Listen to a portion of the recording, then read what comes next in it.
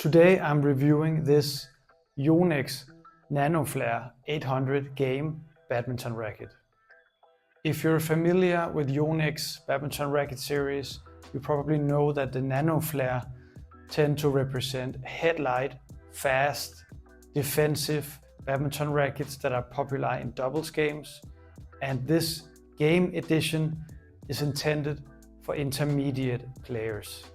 Now, having it on court, it felt more like an even balanced racket, or somewhere between a headlight and an even balanced racket, kind of similar to the Nanoflare 1000 game. Yonex markets this racket as the counterattacking, counter-drive type of racket. So I had it on court for 10 hours to see how it plays and see if that's something that I can recognize on court. Of course, I bought it with my own money to give you an unbiased review. And before I had it on court, I had it restrung to my usual Yonex BG80 string at 10.5 kilos in tension. I'm Aske from Beast Badminton, and in this review, I'm trying out a new, shorter video format. So tell me in the comments whether you prefer this or a slightly longer review format. Let's dive right into the verdict. At first glance, the power was easier to get out of this 800 game than I had expected. I mean, it's not like a power-based sledgehammer of a racket, but I had pretty low expectations since this is a headlight racket, and many other ones I've tested have given me issues with power. So this one was that bit easier. Without being, a racket engineer or particular expert, it does seem to come down to the string bed. And if we compare it to my usual Arc Saber 11 play on my left hand side, do you notice any differences? I notice that the 800 game has more strings on the string bed. And it seems like the extra strings help generate repulsion or power. And I found that it wasn't as difficult to do a full power smash, even with my limited technique as an intermediate player. And clearing to the back line wasn't as tricky, especially when I was under pressure, as I had expected. It wasn't super easy. I imagine you're not gonna really smash through your opponents with this racket. It was just, I had to put in that bit less effort compared to other similar headlight rackets. So that was a nice surprise. On the other hand, the repulsion was fun on blocks and drives, in the fence around the midcourt, where you can often just put the racket on and it'll bounce back over the net nicely. Something that I've really been missing from the more power-based rackets that I used to play with. And that's especially handy when things are moving really fast and we just don't have that much time to think in, drive duels, drive exchanges at the midcourt.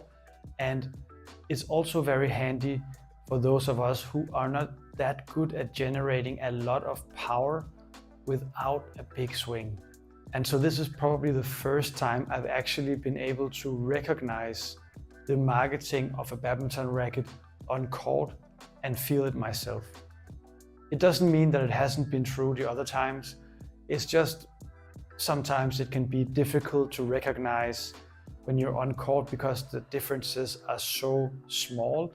Now the downside to this easier power and repulsion is that I didn't feel like I had as much, feel and control.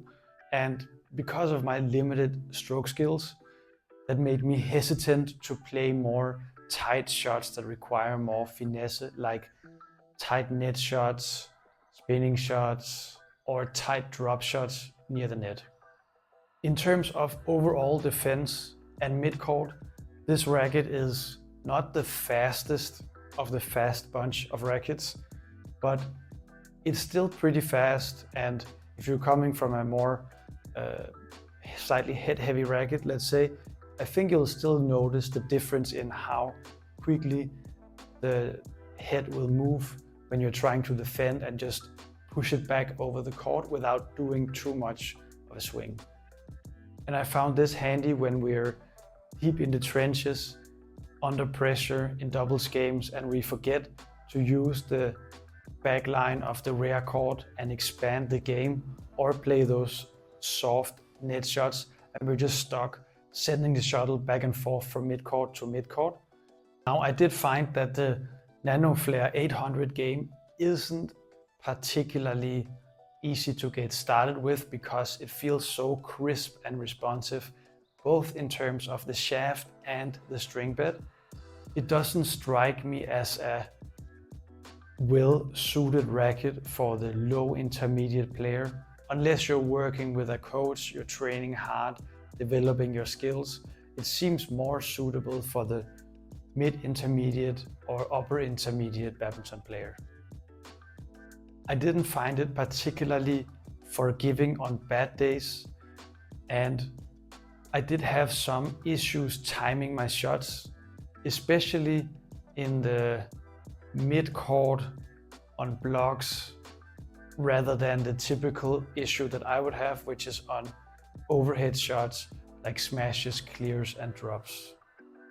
Now, it could be due to being unfocused or whatever else constitutes a bad day on court, but I found that especially on those days when you don't have that much confidence, it's handy to have a racket that gives that bit extra help here and there.